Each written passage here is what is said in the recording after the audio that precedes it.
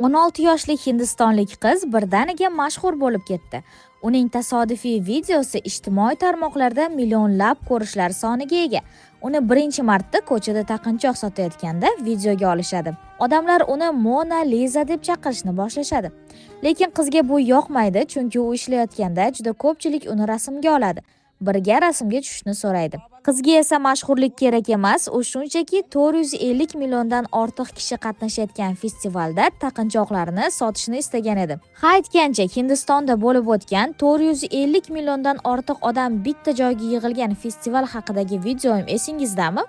Festivaldan so'ng Mona Lisani filmda suratga tushishga chaqirishgan.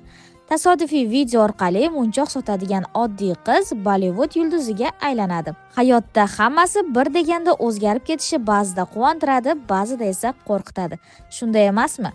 Fikrlaringizni izohlarda yozing va albatta obuna bo'ling.